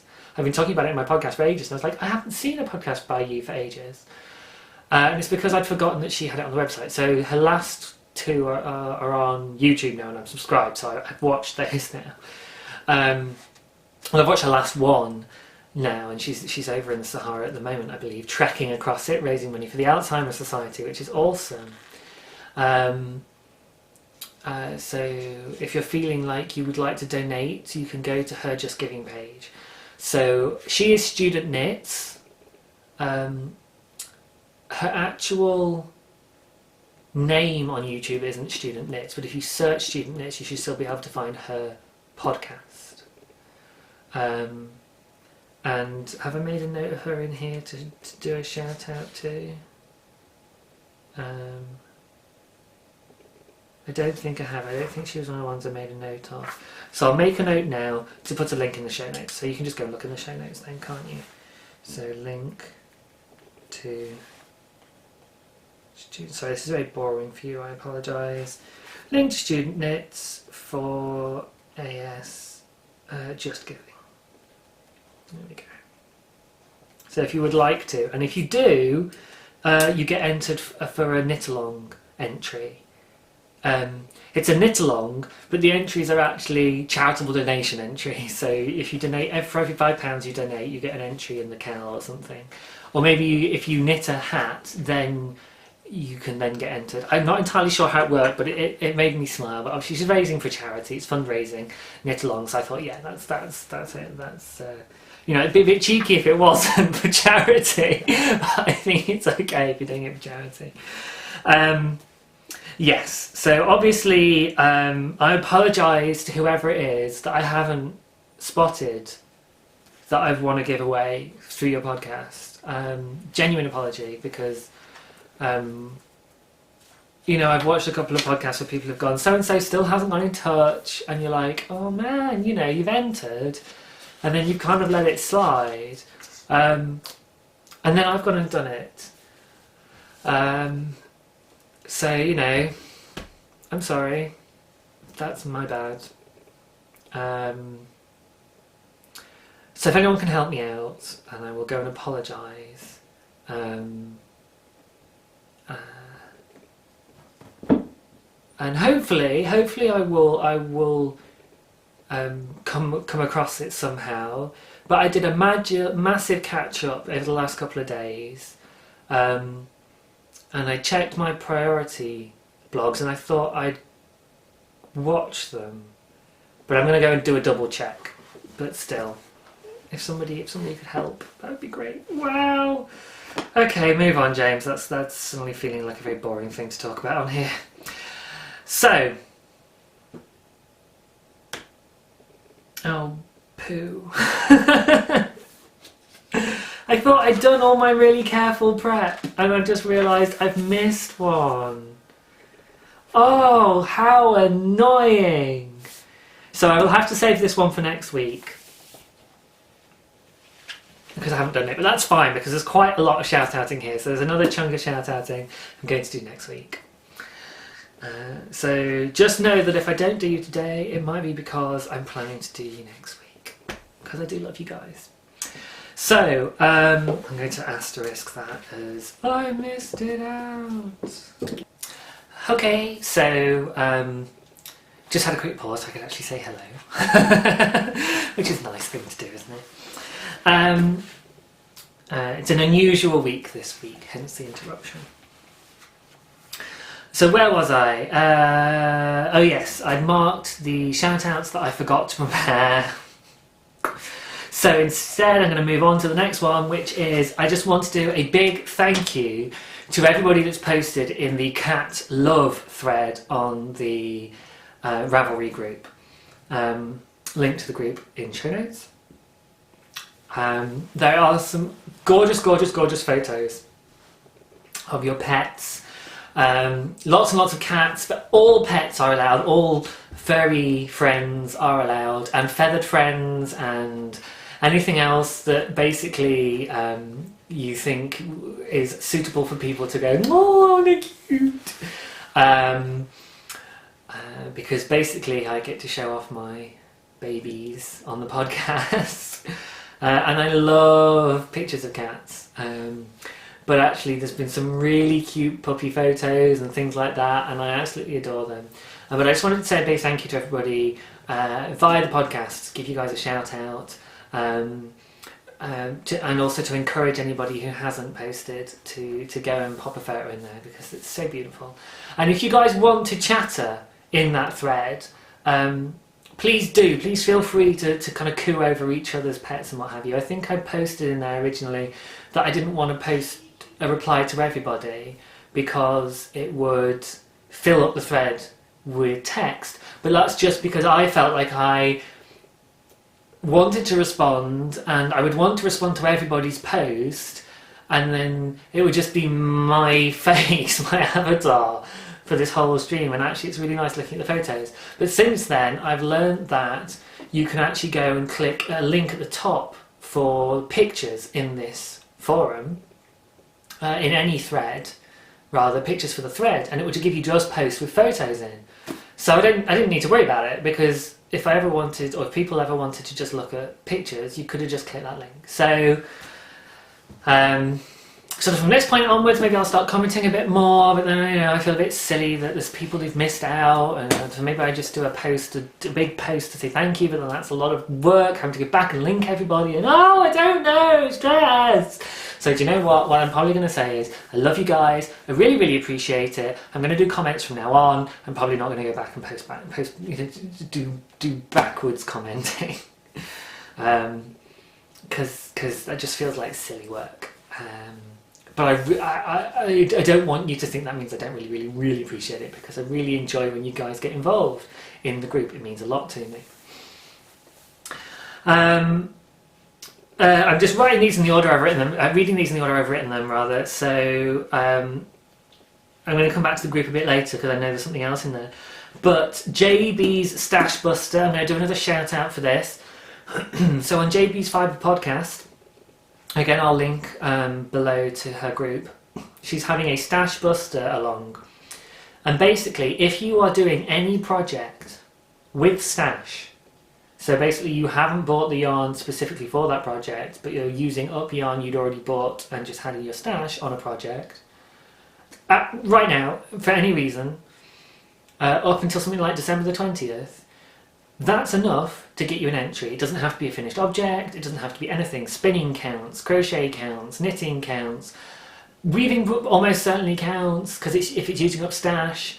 And the idea is you just take a photo of your stash as it currently is, and then submit all the projects after you've taken that photo that you've worked on that you're using up stash. I don't know what her policy is on combined stash and specifically bought yarn, or but certainly any yarn bought after you've taken the stash photo doesn't qualify. Which means the stash enhancement I got from Alex doesn't qualify, which means the shawl I'm doing as a test knit doesn't qualify. Oh, I didn't say it was a shawl, did I? Oh, well, there we go. I've said it's a shawl. I don't think that's too much giving away. In fact, I might have already clued into that. But anyway, yes, so I signed up for 3 shawls, guys, since being But I'm doing another shout out because she's added more prizes. I think there's separate prizes now for spinning and knitting, or fibery stuff and knitting. I'm not entirely sure, but she did send me a message just let me know. But a couple of people have gone along, and I think Tilly Trout said she was going to go and take a photo of her stash. But guys, it's easy prize entry. Just go and say hi to JB. give her a wave. Maybe check out her podcast, just say hi. It's okay if you don't want to keep watching the podcast all the time, but I know she'd appreciate a hello.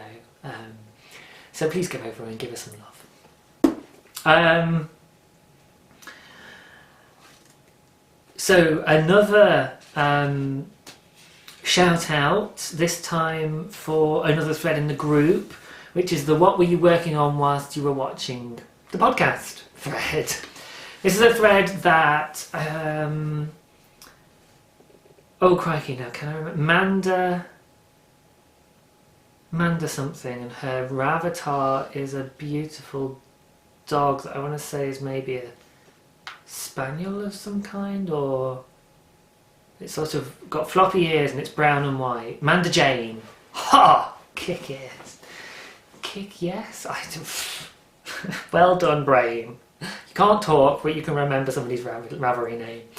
I think it was Manda Jane that started it. If not, I apologise to whoever did start it. In my head, it was her that started it. But anyway, the reason really why I wanted to shout it out is for all the people that have then entered photos of their projects. And again, this might be another thread where I held off commenting on everything, or maybe this was a thread where I said I wasn't going to comment because yada yada yada, but again, it doesn't matter, so I'm going to start commenting more in this thread as well. But I mentioned earlier that I bought the grey yarn because I was still thinking about doing what I've termed a colour splash project, where the main colour of the garment is quite a muted or dark colour, hence the sort of nice grey, and then there are splashes or stripes or what have you of a really bright friendly colour that's often gradiented or striping or variegated, maybe rainbow or just really bright, and that's something that I'm looking for as an idea, and I haven't quite decided what I'm going to do as that kind of a project, but it's something I want to make. And I spotted in that thread a few projects that fit it, and they just jumped out at me because I had this on the brain. So I thought I'd give them specifically a little shout out, but this is also a shout out to everybody that's posted in the thread, and again a big encouragement for you guys to go and post what you're working on as I'm doing this in the thread.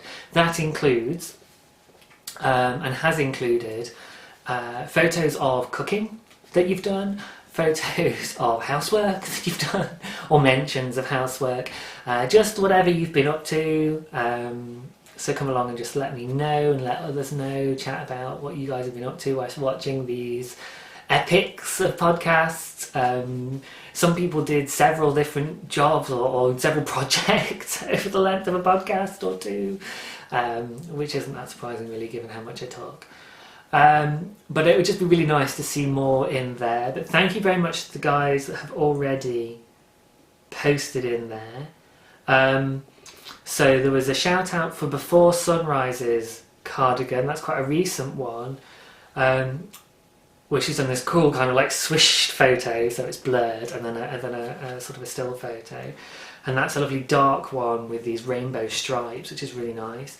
There is Stinky Flutes Grey Rainbow Jummy, and that is a grey sweater which I think she's just added in some rainbow striping. It looks absolutely gorgeous. I really, really like grey with rainbow. I think that's probably the kind of colour combination I'm going to go with in my project when I choose. And then there is Knit to Stay Sane posted a picture of her lefty. I think she took the photo in Australia. Or something went wrong because it ended up being posted upside down, which is fine. I just had to stand in front of my TV and kind of do this to see it. So it's not the easiest photo to see the project, but it's still lovely to know that she's working on this. And it's, I think, a dark blue to black kind of main colour with rainbow stripes and points on the lefty pattern, which I have seen a few people knitting recently, so you guys may know that one. So there are specific shout outs for inspiration and that caught my eye because this is my colour splashes are currently on my mind. However, when I was looking through all these photos, I realised we've hit 100 photos in that thread. So, and that's just 100 photos, there's more posts than that, so it's 100 photos, 100 photo posts in the thread, more than that because there's more photos, more than one photo per post, but there's 100 photo posts. You know what I mean, it doesn't matter. There's 100 of something, yay! And because I'm not doing the knit along, I thought what I will do instead is I will draw a random number prize from the photo posts. Like I said, you can go through and click on just the pictures from this thread, and I counted and there were 100. I didn't count them all individually, I did maths. I was clever people. So I did that, and I drew number 9 in terms of the picture posts, which isn't the post number 9, so don't go back and then tell me I'm wrong. It's picture post, it's the 9th picture post, which was by G McCoy, who is Gina, who is somebody I have chatted with on things like Instagram, and it was for her, I'm going to say Menahuna shawl, or Menahoon shawl, which is very pretty purple, light purple shawl that she posted, and I'm going to give you a choice, Gina, of a prize. I was going to go with sort of the nice and easy one, which would be $10 of patterns to celebrate episode 10 and 100 photo posts. Or, as I mentioned earlier, I was getting ready for my knit along, and as part of that, when I was going around Bakewell, I didn't show these, but I did get some little prizes. So I have a prize sort of collection for you guys to get excited about for the knit along, and it includes some things like, just put my finger over the prize, some hand-dyed curls of Wensleydale. Hopefully the light's still okay. It's already getting on a bit because I was late recording today, and I've left this in the poly bag, apologies. Some hand-dyed curls in orange of Wensleydale. Some fun little kind of like art yarn things, blue with orange speckles. I have some hurdy goodies. You'll notice a theme here with the colour, right? It's just because it's the ones I'm picking up, I promise. Well, no, it's not really, is it? It's because it's my colour. But some non-orange. So these are the non-orange versions that I found when I told you all about the orange pin. I got some non-orange ones as well. There is this quite fun orange purse. It's a felted purse. And if I open it up, check out the orange on the inside. Boom! That I bought at Bakewell. Now I can't remember who some of the other little bits and pieces are from, but I remember this is from Kip, who is Kipper's Ning. That's right, on Ravelry. And she's just started sort of trying to sell a few little felted items and what have you. And she said this one was reduced because it wasn't her best felting work, but it was lovely in orange, and I was like, well, I want this one. And I'm not going to feel bad about giving you guys not her best work, because I still think it's absolutely lovely. So there's her card.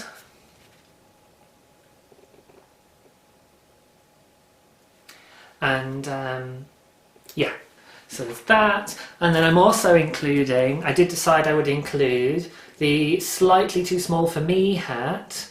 So it would work for a small head or a children's head. I'm sort of medium size, I think I'm a 24-inch head. Not very big, but I'm not very small. But it, you know, so it may still, so if you've got a small head, Gina, and you would like that. Or I've decided to donate the Real Men Knit card to either encourage or celebrate knitting in the men in your life. As a prize. That's in my prize bank. And so I was going to give you a choice. If you wanted to have a prize posted over to you instead, we can totally do that. But I thought I would offer you $10 of patterns as an option to take, because then you don't have to wait, and I don't have to post, which means leaving the house and having to go to the post office, which to be fair is only down the road, but you know, I'm lazy. But also you'd have to give me your address. So give me your choice and an address if you would like something that actually posted over, or alternatively give me a pattern or patterns up to the value of $10 US dollars, because that's generally what they are on Ravelry, and I thought $10 for episode 10. So I've changed scene, and that's because I tried to beat the sun, and unsurprisingly the sun won. I ran out of daylight. I did keep recording, and then when I went to edit it, it was black, basically. I mean, it wasn't completely pitch black, but it was really unpleasant to watch. It was got very, very, very dark. So I'm just going to re-record the last section, which was a shout out to podcasts that are newer than mine, that is podcasts that have less than 10 episodes. And actually between the first recording and this recording, which is only maybe half an hour, somebody released their episode 10. So they're going to get a special mention because they were originally at 9 episodes, but now they've got 10. So the idea behind this, and I apologise because the lighting is really unflattering in here. Well, not that you mind, but I kind of mind, because the light's right above my head. So it's just like, it looks like I've got awful shadows all over my face. I'm trying to find a place to stick my face that's not quite so obvious, but never mind. One of the benefits of recording in here is the stash. Yay! So this is where I often have my VKN set up, because it's a nice little corner of the house. It's fairly warm in here, and the sound doesn't travel too much. But I don't have any real daylight to speak of. There's actually quite a big window behind the camera, but that's north facing, which means that it doesn't get all the sun, because in the northern hemisphere north facing means that the sun's pointing away from the window rather than in through the window. Whatevs, right? I only get sun very early in the morning, and I'm not awake early in the morning. Right, so you get to have a look at some stash whilst I tell you a little bit about podcasts that have less than 10 episodes, because I thought, well, I'm celebrating my number 10, and it was supposed to be about me kind of growing up and becoming a proper podcast, and then I have a massive lighting fail, which just goes to prove that I'm not actually a grown-up podcast yet, am I? But anyway, I'm still going to do this. So, JB from JB's Fibre Podcast, who I mentioned earlier. There is Cara from Knit All the Things. Now, Cara, I have a bit of paper by my side still, that's handy, because I meant to say, I did this last time, she told me off because I missed her out on the shout out. And I did this big apology. You can go back and watch it, it's amazing. But then I looked at my sheet of paper, because I was changing my cue stuff over, and then I looked, and on the back is the great big list of the shout-outs I did, and there she is at number 7, and I thought, did I just not read it? So I went back, I found it in the video, and I watched it, and Cara, at 1 hour, 43 minutes and 26 seconds, there is your shout-out.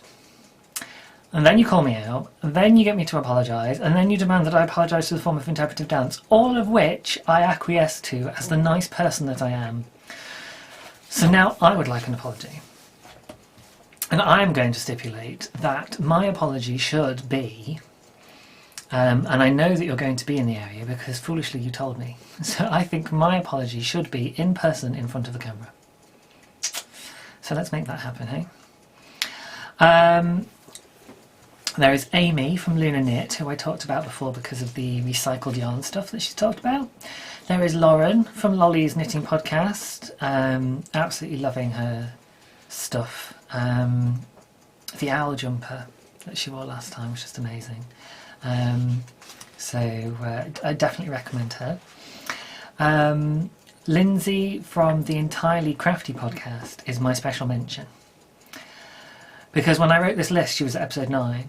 And then I've just written next to it, she just posted number 10. So technically, Lindsay is now ahead of me by about probably a few hours because I've got to go and edit this together and then try and get YouTube to let me upload it. But I'm still going to mention her because she was at number 9 when I was recording it earlier. Moira, who is knitting in stitches, she's up in Prince Edward Island in Canada and is hilarious. Her last episode, she said she was recording quite late at night because kids were back at school or something, life and work, and anyway, she was having to record late at night and she was worried she was a bit sort of batty as a result. I can't think of the word that she used, and I commented back, I'm watching this very late at night, I'm also batty and I'm laughing my head off at your jokes. So I recommend her, and I'm fairly sure that even if I wasn't watching her at 2 o'clock in the morning or something ridiculous, I would still find her hilarious. Chrissy from Stitch Together, she has done an audio podcast previously but has recently switched to video and is well worth checking. Zena from Little Yellow Uke, who I got to meet at Bakewell. She also podcasted previously but under a different name, and then she stopped for quite a while. So I've only known her under Little Yellow Uke, and that podcast hasn't been going that long. So I think she counts as a new podcast because she's relaunched and all the nerves that go with that. And she's just as lovely in person as she is in her podcast. Danny from Little Bobbins Knits. Whenever anybody else talks about Little Bobbins Knits, they always say how lovely she is, and Danny does remind me of that quintessential kind of soft-spoken English lady. And I say lady rather than girl because I think girl is patronising, but lady sounds too hoity-toity and there isn't a nice word for it. I can't think of a good word for it. But she is ever so genteel and demure. But she's also doing a mitten along right now, so you should definitely go and check her podcast out. She has some lovely, lovely stuff, including some quilts, which are gorgeous. And you should go and join in her mitten along, if you can. Dave and Ellie from FO and Die, who I now consider among my friends, they did have a previous podcast which Ellie did on her own and Dave kind of joined in a bit, and then she stopped doing that for various reasons, and they've started to come back in and do it as a duo, and in fact Dave has sometimes done one on his own, and that's under FO and Die, and that is a newer podcast. So again, it's that kind of, I'm counting them because they're new. The episode count is under 10, even though the people that maybe have been podcasting before. Melinda is Yarnder Woman. Melinda's from Australia. She's awesome. She loves red the way I love orange. And she loves Marvel as well. And I tried to geek out with her on the forum, but I completely made a newbie error and started talking about DC characters rather than Marvel characters. Or indeed, it could be the other way around because I'm not entirely sure. So sorry. But she was ever so nice about it. Disa from Disa's Craftwork. I have mentioned her before, I think. She is a Swedish podcaster, and I think I remember talking about how she presents other sides of the Swedish culture to Maya from Shemelin, who's actually a little bit ahead of me in terms of episode counts. But she is awesome, so you should definitely check her out as well. And yes, I'm giving you a lot of new podcasts to check out if you haven't seen them already, but they're worth it. This is only a slice of the 105 podcasts I'm currently subscribed to. Shannon from, who is rather Minerva Turkey. And in fact, if you recently saw on the Ravelry front page the Rhinebeck sweaters, the big photo on the left with the yellow sweater, that is Shannon from Minerva Turkey, or rather that is Minerva Turkey, who is Shannon. She has a dress form sort of behind her, I think on that side normally, I'm not quite sure. And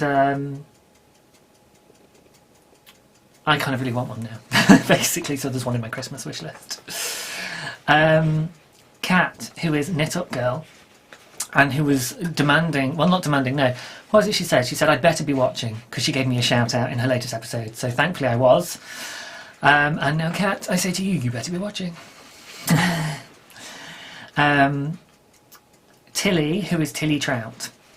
And Dan and Kay mentioned her in their last episode because they were saying there's a new podcast that's presented by a fish. Fantastic news section. As I said on Instagram to Dan, I think, or one of the forums or what have you, my other half, when he saw me watch them, originally referred to them as the Richard and Judy of the knitting podcast world, and quite frankly, that segment settles it for me. That puntastic, tongue-in-cheek, glasses askew perfection is absolutely them. A British institution. Just think of a British institution. They will become an institution for Brits, not just knitters. But yes, Tilly Trout has started a podcast. Her first episode is actually under a different YouTube username. So Kay, if you go searching for that, you'll find out what her actual name is. But we're all calling her Tilly Trout because that's Tilly's name.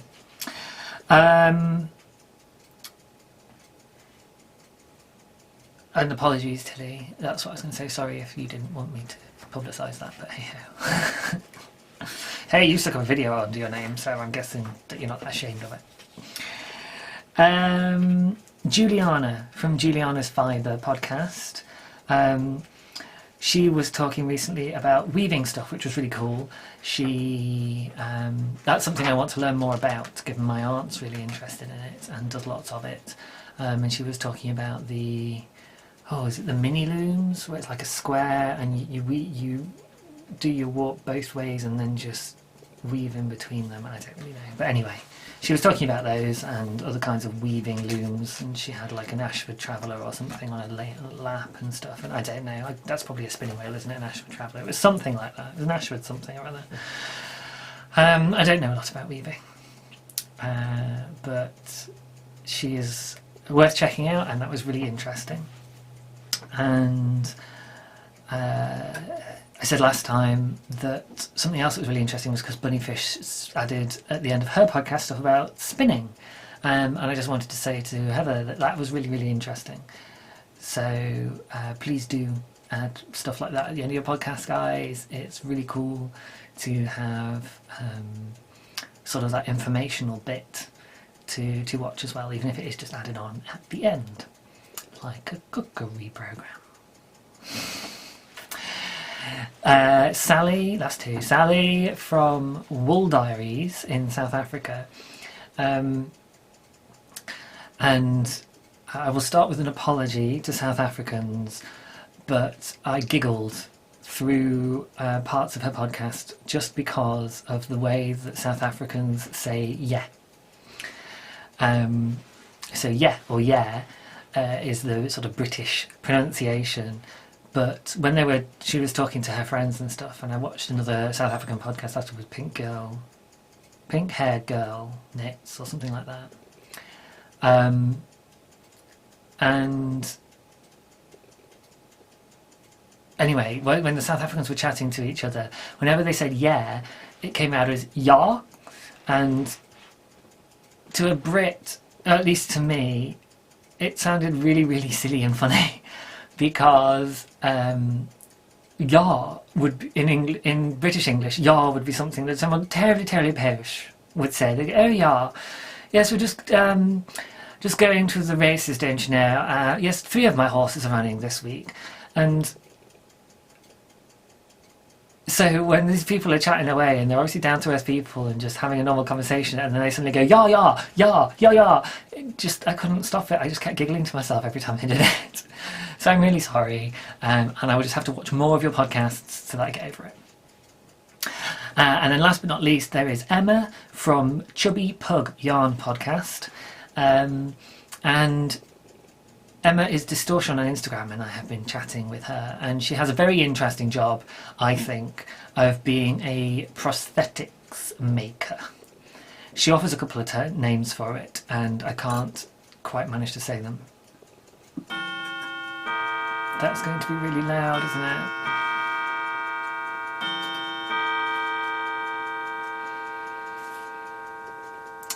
We'll see what happens. I may have to edit that out.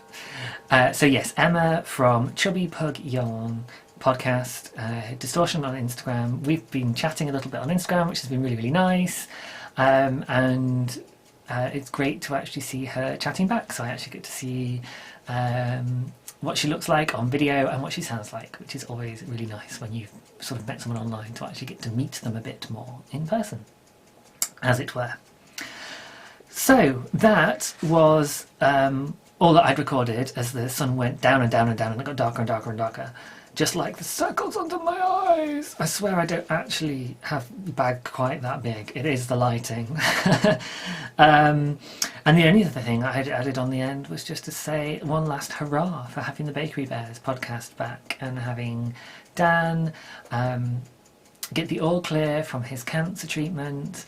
And I rattled on a bit, but I don't really want to go there again. It was just spontaneous rambling. So I just say congratulations, Dan. Congratulations, Kay and Bryony. The whole family must be celebrating. And I hope that you are getting the continued support that you need, because half the battle is won, as Dan sort of alluded to. There's the impact of what they've been through also to process, and I hope that you have the support that you need for that. And I hope you will feel able to reach out to the community, to whoever is appropriate and you feel comfortable reaching out to if you need to. And yeah, so I shall go and pop this onto the end of the episode, and as always guys, I love you lots. It's been excellent to sit and chat for you, and I will see you guys next week. Bye.